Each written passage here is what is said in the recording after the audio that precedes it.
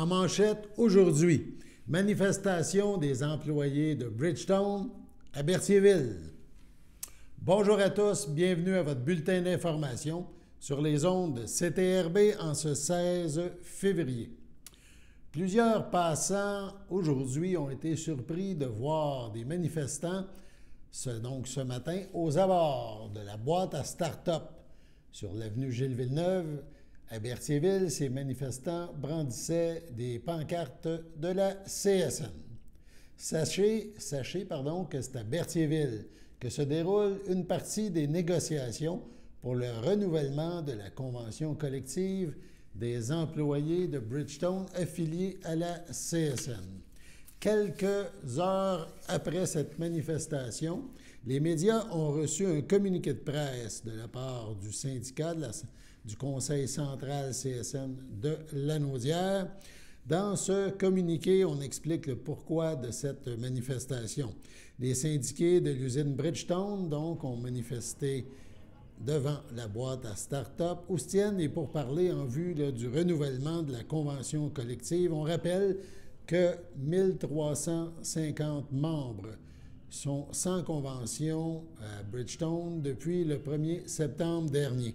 Au cours des 20 dernières années, nous mentionne la CSN, les renouvellements des conventions collectives des syndiqués de l'usine de Joliette ont été marqués par des demandes de recul, sous promesse d'investissement et de consolidation d'emplois.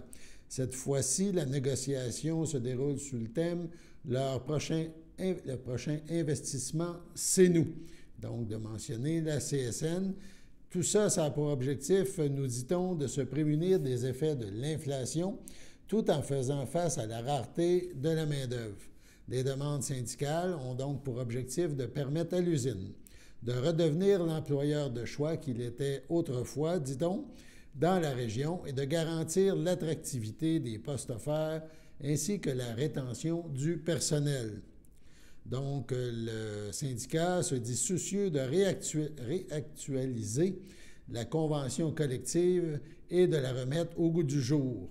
La partie syndicale a donc maintenu le cap en exigeant une réécriture, donc on réécrit en profondeur de nombreux articles.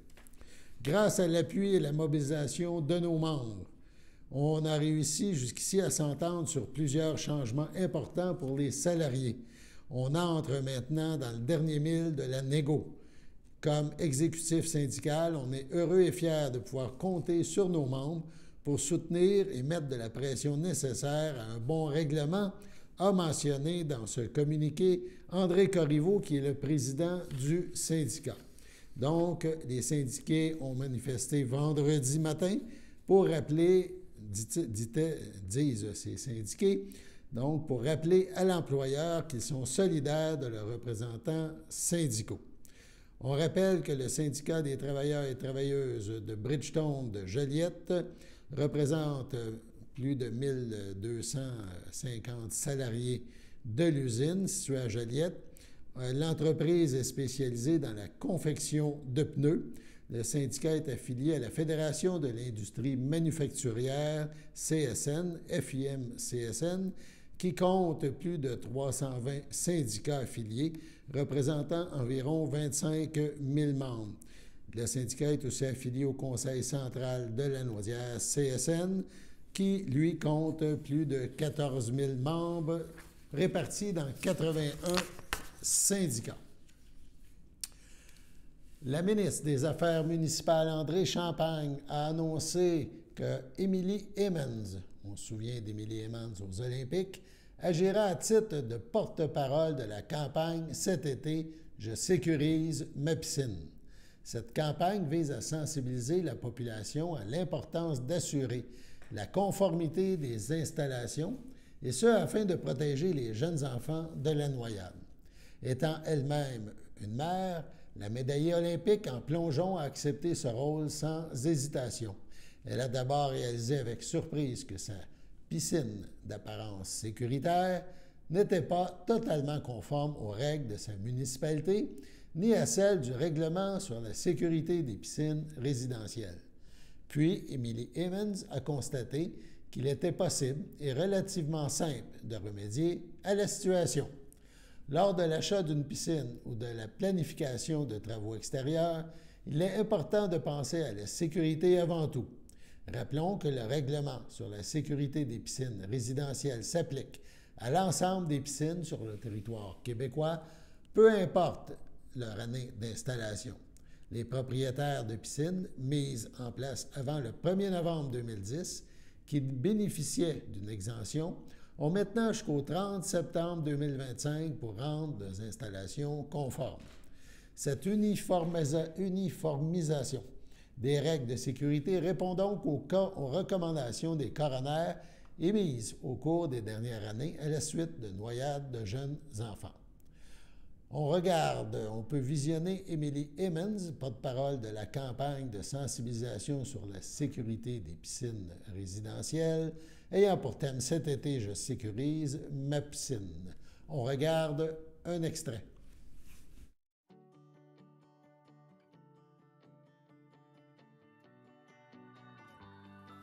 Quand j'entends des accidents de noyade, j'ai 2 filles moi-même, alors ça me touche énormément et puis c'est facile de se projeter dans ce temps-là. Lorsqu'on m'a approchée pour être porte-parole, je pensais que ma piscine était sécuritaire. Alors j'ai été visiter la page web, j'ai consulté ma ville et puis j'ai réalisé qu'il y avait des petites choses vraiment simples que je devais ajuster pour rendre ma piscine sécuritaire. Pour éviter les risques de noyade, c'était très important pour moi de la sécuriser le plus rapidement possible.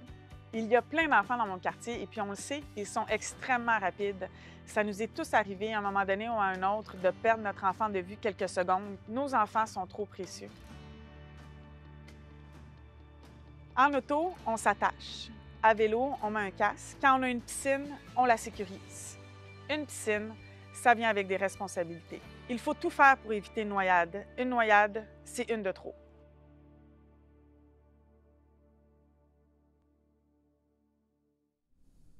Plusieurs documents présentant les règles à suivre pour sécuriser sa piscine sont disponibles sur le site québec.ca/piscine au pluriel, piscine résidentielle. Donc, c'est à vérifier. Et ils permettent, via ce site-là, ces règles permettent aux citoyennes et aux citoyens d'identifier rapidement les ajustements à apporter à leurs installations. Le règlement, on le rappelle, s'applique à toutes les piscines résidentielles extérieures pouvant contenir 60 cm d'eau ou plus, qu'elles soient creusées, semi-creusées, hors terre ou démontables, gonflables ou autres. Les municipalités ont le mandat d'appliquer le règlement sur la sécurité des piscines résidentielles en informant adéquatement les propriétaires des règles en vigueur, en délivrant des permis pour la réalisation de travaux d'installation et en procédant à des inspections du parc des piscines de leur territoire. Sur ce, passons à la pause. Chers téléspectateurs, vous êtes cordialement invités le samedi matin dès 9h30 à notre bingo télédiffusé de nos studios de Berthierville. Depuis plusieurs années, nos adeptes de la télévision régionale se sont divisés un montant de 600 $, disponible chaque semaine lors de notre joute de bingo à CTRP.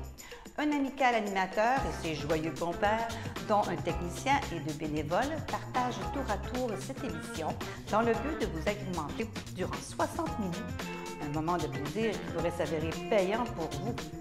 Vous pouvez donc vous procurer les cartes de jeu chez les dépositaires participants et j'ai nommé à Berthierville, le dépanneur Formule 1 et le garage Pétroté, sur la rue Gilles-Villeneuve, le marché IGA Extra sur la rue Gabrielle-Brissette, le marché Métro sur la rue Notre-Dame et la pharmacie Proxime sur la rue Frontenac. À Saint-Ignace-de-Loyola, le dépanneur Esso sur la rue de la Traverse et le marché Aldo sur le rang Saint-Michel.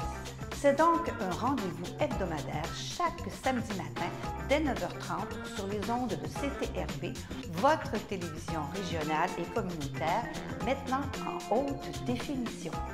On vous attend donc en grand nombre et toute l'équipe vous souhaite bonne chance.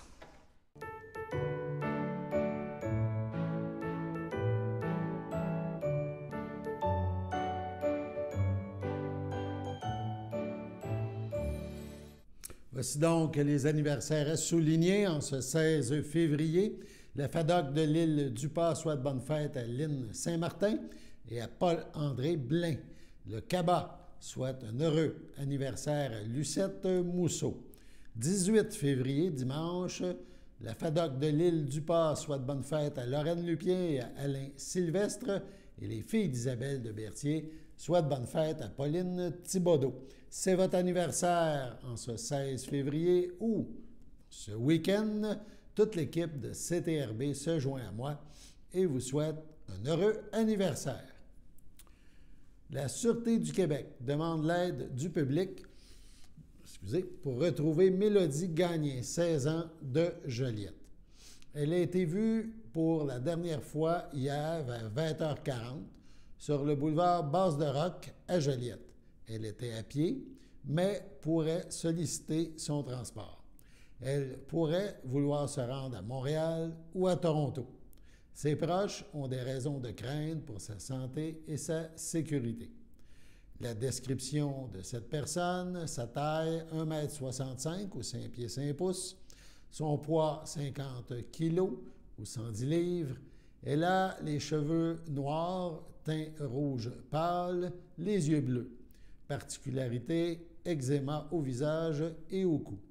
La dernière fois qu'elle a été vue, elle portait un manteau et un pantalon noir et un sac à dos gris. Elle pourrait aussi porter un manteau mauve. Toute personne qui apercevrait Mélodie Gagné est priée de communiquer avec le 911.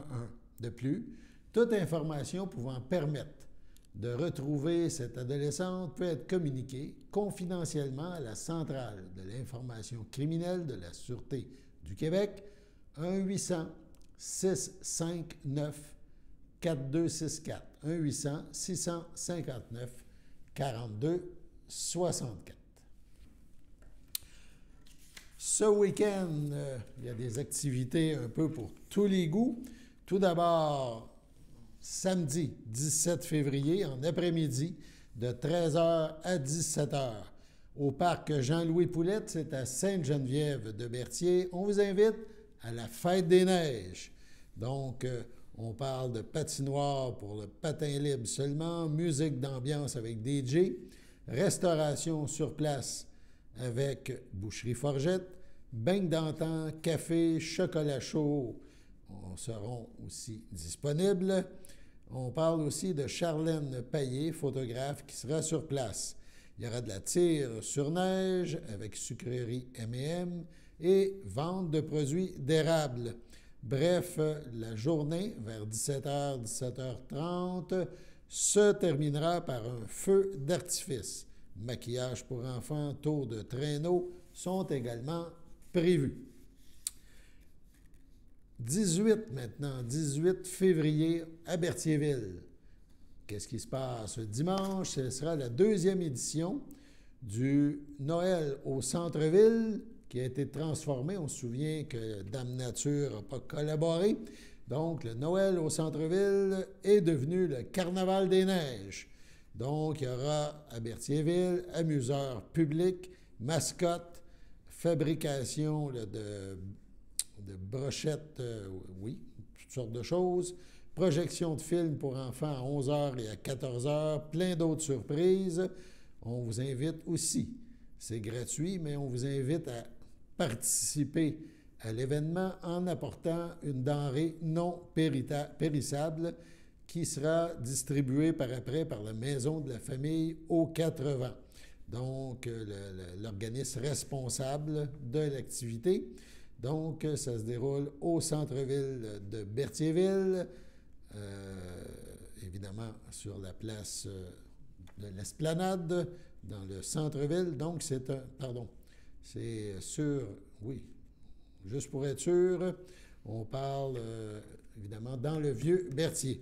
Donc, dimanche 18 février, de 10h le matin à 15h en après-midi.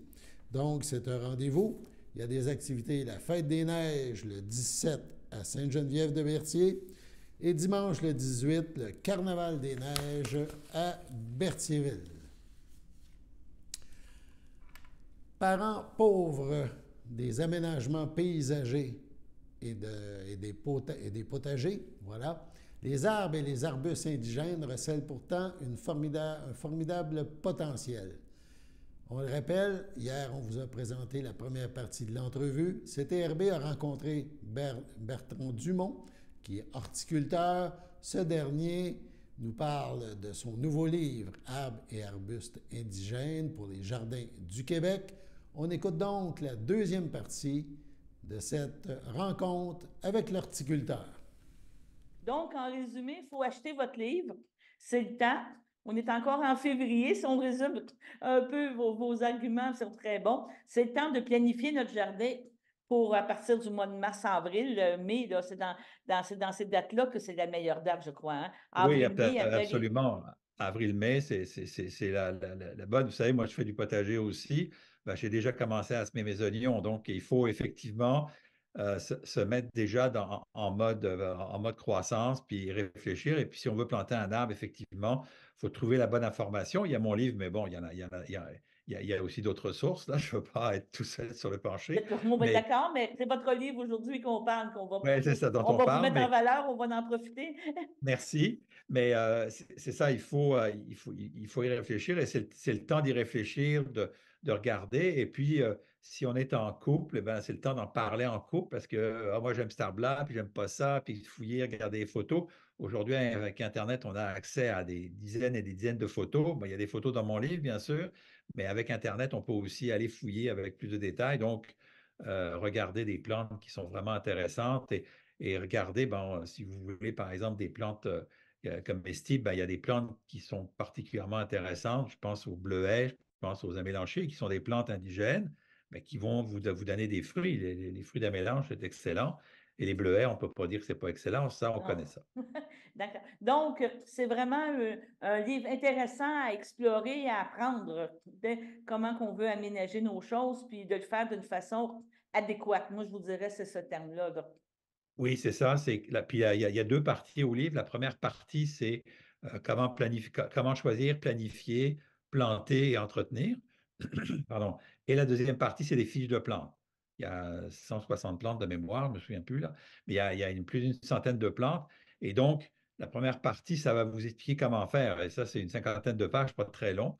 Et donc, vous avez tous les enjeux, comment procéder, comment choisir, comment faire. Puis après ça, ben là, vous faites plaisir, vous allez chercher.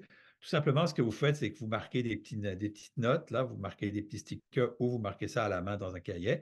Puis après ça, vous affinez vos intérêts, ainsi de suite. Puis il n'y a rien de pire que de planter un arbre qu'on ne connaît pas. Ça, c'est qu'on n'aime pas. De penser que ça va être beau, qu'on aime, qu'on apprécie. Puis qu'on va être déçu à la fin du résultat. Donc, je vous remercie beaucoup sur toutes les informations que vous nous avez données. Vous avez ce projet-là de livre qui est sorti. Avez-vous d'autres livres à nous parler qui s'en vient en production? Avez-vous d'autres projets? Parce que l'horticulture et tout ça est revenu à la mode. On avait comme peut-être, je dirais pas une baisse, mais moins intéressant. Mais là, depuis 2020, je pense que c'est redevenu un passe-temps, puis quelque chose qui est important pour tous. Comment je pourrais dire, prendre pleine conscience de qu'est-ce que les plantes, les arbres nous apportent, tant au niveau, comme vous dites, de changement climatique, de plein de choses. C'est rendu vraiment important de savoir aménager là, chez vous. Oui, je me laisse en parler. J'ai deux livres que je fais publier à compte d'auteur. Qui n'ont pas trouvé d'éditeur parce que c'est des livres qui étaient trop gros pour eux autres. Ça s'appelle Le jardin comestible éco-responsable. C'est deux livres sur le potager. Il y en a un, c'est Comprendre la nature et tirer parti de ses bienfaits. Et l'autre, c'est Cultiver en respectant la terre. Donc, c'est tous ces deux livres, c'est 600 pages. Ils sont bientôt chez l'imprimeur, mais ils vont être disponibles uniquement sur mon site radiolégumes.com et uniquement sur cette base-là. Mais ça vous permet. Alors là, j'aborde beaucoup de sujets. Vous imaginez bien, là, c'est vraiment très détaillé pour le jardin potager et pour le faire de manière éco-responsable, c'est-à-dire en polluant le moins possible. C'est ça, parce qu'aujourd'hui, on parle de forêts nourricières, on parle de plein de choses comme ça, de permaculture. C'est vraiment maintenant un écosystème qu'il faut utiliser, qu'il faut comprendre pour avoir des très bons résultats. Là. Absolument. Et ces livres-là, c'est mes 50 ans d'expérience en horticulture que j'ai résumé. Alors, il y a un peu de permaculture, un peu de culture raisonnée, il y a un peu de tout. Il y a une synthèse de toutes mes expériences, ma carrière et ainsi de suite. Parce que c'est possiblement mes derniers livres, là. Rendu au 45e, j'ai plus grand-chose à écrire. Non, non, Fait on a qu'à un toujours moment donné- quelque chose, j'ai l'impression. Oh, je vous dirais qu'après 45, là, ça commence à devenir un petit peu plus dur, hein. Ça nous C'est fera quelque plaisir de vous réinviter, vous nous recommuniquerez, puis quand ils seront mis en vente, on en reparlera, parce que nous, chose. ici, dans le coin, on est quand même, je vous dirais, des gens très intéressés justement par toute cette, je vais pas dire toute cette notion, étant dans une région agricole, une région que c'est très important. On parle de permaculture, on parle beaucoup de forêts nourricières dans le coin. Donc, c'est vraiment des projets qui nous intéressent, puis les gens de plus en plus sont intéressés par ce genre de production, là, je vous dirais, de choses comme Euh, ça. Mais les gens peuvent me trouver facilement Radio Légumes avec un s.com, puis ils vont trouver les balados qui en donnent beaucoup d'informations et les livres aussi. Bon, je vous remercie beaucoup, M. Dumont, puis bonne écriture, bonne fin d'écriture. Merci, ça m'a fait plaisir. Bonne Merci. journée. Sur ce, allons à la pause. Votre télécommunautaire régionale présente la loterie Moitié-Moitié. Pour jouer, visitez moitié-moitié.tv. Chaque semaine, 2 façons de gagner. Le tirage au sort et si vous trouvez l'as de pique dans votre enveloppe, vous gagnez le gros lot progressif. Les billets sont disponibles sur moitié-moitié.tv à partir de seulement 5 $. La loterie Moitié-Moitié au profit de votre télécommunautaire autonome participante. Visitez moitié-moitié.tv. Les tirages mercredi 19h.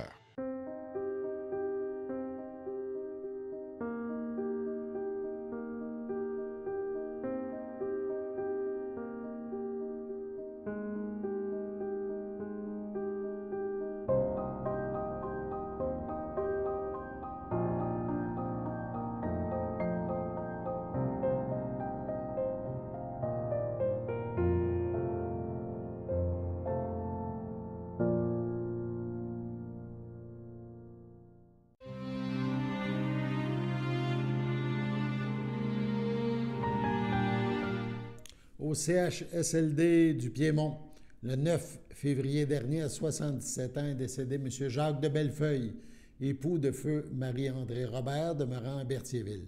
L'ayant précédé Dominique Gravel et Francine Robert, il laisse dans le deuil ses enfants, Daniel de Bellefeuille, France de Bellefeuille, Yves Masse, ses petits-enfants, Sébastien et Jonathan de Bellefeuille, Gabriel et Julie Masse, ses arrière-petits-enfants, Léo, Elliot, Ariane, Édouard et Milan, sa sœur, son frère, ses beaux-frères et belles-sœurs, Thérèse de Bellefeuille, Michel de Bellefeuille, feu Carole Bellemare, Jean-Pierre Robert, Pierrette Carpentier, Thérèse Robert, Patricia Robert, Ghislain Guévremont, ainsi que plusieurs neveux, nièces, autres parents et amis. Selon ses volontés, M. de Bellefeuille ne sera pas exposé et une cérémonie aura lieu en toute intimité à une date ultérieure. Au château de Berthierville, le 7 janvier, à l'aube de ses 101 ans, est décédée Mme Florida Godin, épouse de feu Paul-Auguste Chevalier, fille de feu Alexandre Godin, de feu Bernadette Laforêt, demeurant à Saint-Ignace de Loyola.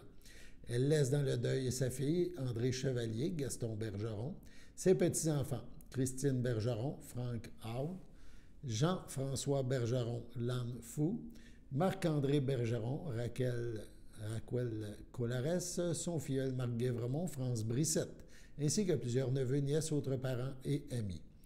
La famille vous accueillera samedi le 17 février dès midi au complexe funéraire Efterio, rue Notre-Dame à Berthierville. Suivra une liturgie de la parole à la chapelle du complexe à 14 h. Madame Godin-Chevalier sera inhumée au cimetière de Saint-Ignace de Loyola à une date ultérieure. À l'hôpital Maisonneuve-Rosemont, le 17 janvier, à 65 ans, est décédée Mme Sylvie Rouleau, fille de feu Viateur Rouleau, de feu Carmel Coutu, demeurant à Berthierville. Elle laisse dans le deuil sa fille Élisabeth, Julien Grandmaison, son fils William, Jade Cloutier, ses frères et ses sœurs, René et Marie-Claude Leblanc, Denis, Jean et Chantal Tremblay, Diane, Marie, Hélène et Michel Simard, Ginette, Pierrette, ses neveux et nièces, Pascal, Adèle, Michel et Stéphanie, Mathieu, Alexandra, Mélanie et Sonia. ainsi que plusieurs autres parents et amis. La famille vous accueillera samedi 17 février de 19 à 22 heures et dimanche 18 février dès 11 heures au complexe funéraire Efterio 741 Notre-Dame à Berthierville. Un hommage aura lieu le dimanche 18 février à 15 heures à la chapelle du complexe. Au centre d'hébergement Champlain du Château de Berthierville, le 30 janvier à 97 ans, est décédée Mme Françoise Bérard, épouse de feu Lomère Piette, fille de feu Rodolphe Bérard et de feu Exelia Bastien, demeurant à Berthierville. La défunte laisse dans le deuil ses enfants. Christian Piette, Claudine Lambert, Hélène Piette, Guy Dubuc, Sylvie Piette, Jacques-Émile Cardin. Elle laisse aussi un grand vide dans le cœur de ses petits-enfants, Justin et Benjamin L. Piette, Amélie et Vincent Dehaye, Jean-Michel et Élise Cardin. Ses arrière-petits-enfants, Laurie Théo, Louis, Florence, Béatrice, Clara et Rosalie. Elle laisse également dans le deuil sa belle-sœur, Thérèse Vanasse, feu Bernard Bérard. La famille tient à exprimer toute sa gratitude pour les soins apportés, des soins de très grande qualité prodigués par le personnel soignant du 2e étage au château. La famille vous accueillera samedi le 24 février dès 11 heures au complexe funéraire Thériault, rue Notre-Dame, à Berthierville. Suivront les funérailles en l'église Sainte-Geneviève de Berthier à 14 heures. Madame Françoise Bérard-Piette sera inhumée au cimetière de Berthierville le même jour. Sur ce, passons à la météo.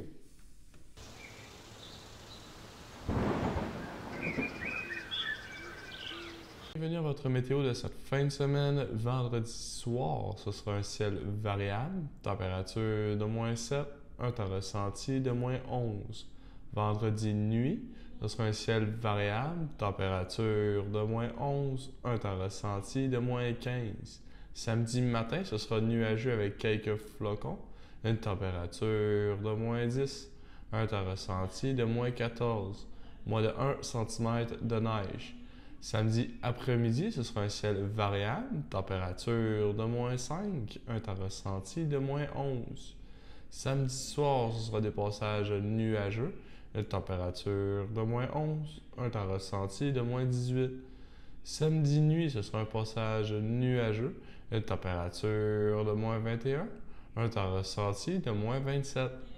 Dimanche matin, ce sera des averses de neige isolées, une température de -19, un temps ressenti de -24, environ 1 cm de neige. Dimanche après-midi, ce sera de la faible neige, une température de -6, un temps ressenti de -9, environ 1 cm de neige. Dimanche soir, c'est des averses de neige isolées, une température de -7, un temps ressenti de -13, environ 1 cm de neige. Dimanche nuit, ce sera généralement dégagé, une température de -11, un temps ressenti de -18, pas de neige. Et voilà, c'était tout pour votre météo.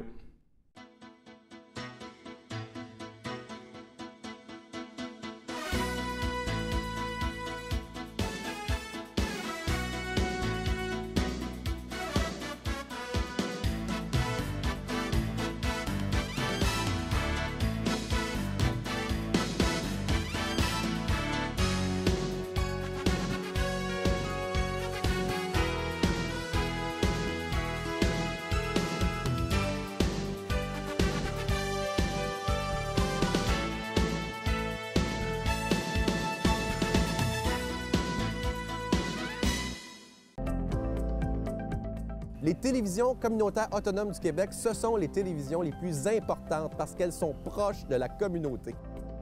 On veut encourager des gens qui parlent de ce qui nous intéresse, mais aussi qui participent au développement local.